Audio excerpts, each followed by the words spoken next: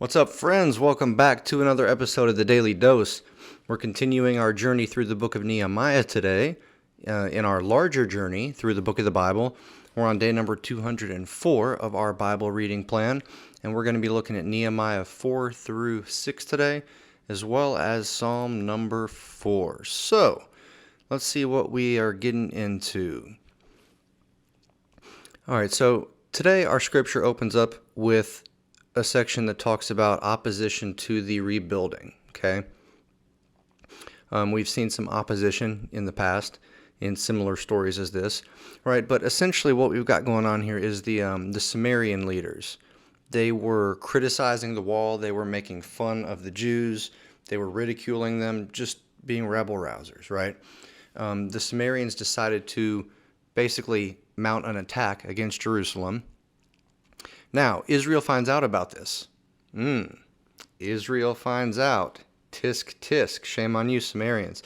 All right, so basically, the Israelites that are there in Jerusalem working on rebuilding, they divide the workers in half, right? So half of the workers are, continuing to do their work.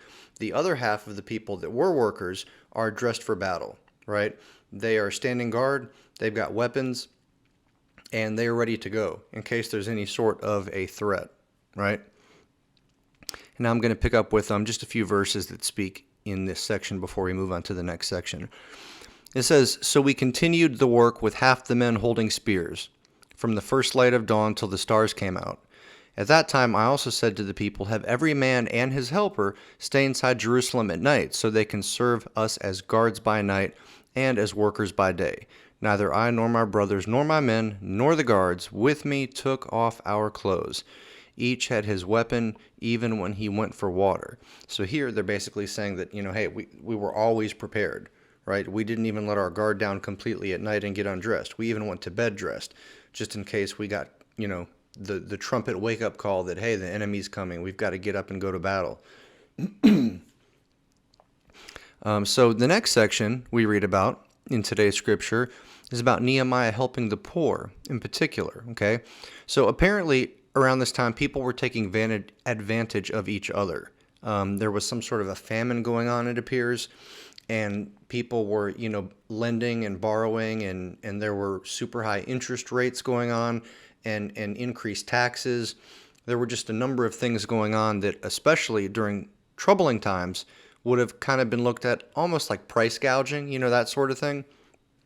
So Nehemiah ends up calling out these people that were taking advantage of the poorer people. He calls them out, and they relent. They realize, hey, we messed up. We need to stop doing this. This isn't right. So then we read that Nehemiah was appointed governor on behalf of the Persians, right?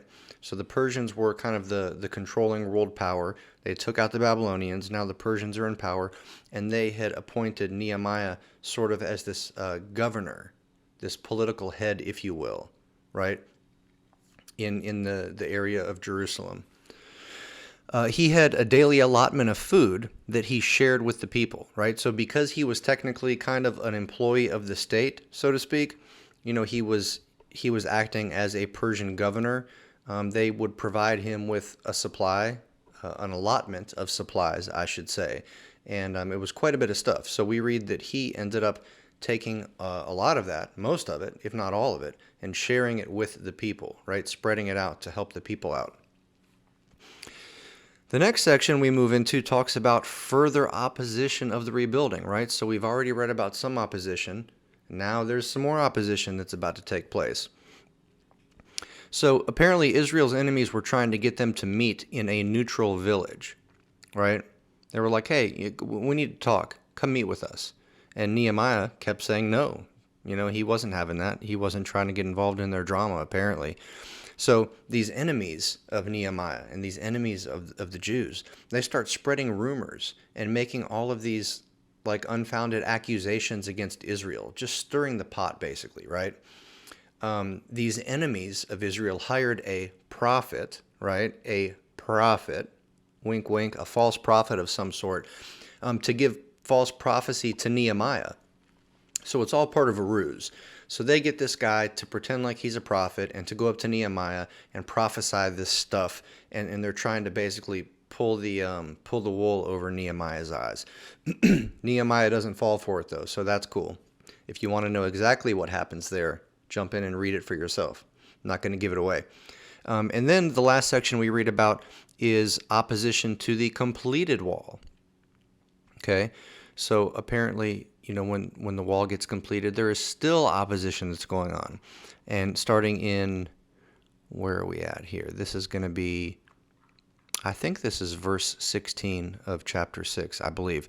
But it says, when all of our enemies heard about this, all the surrounding nations were afraid and lost their self-confidence because they realized that this work had been done with the help of God.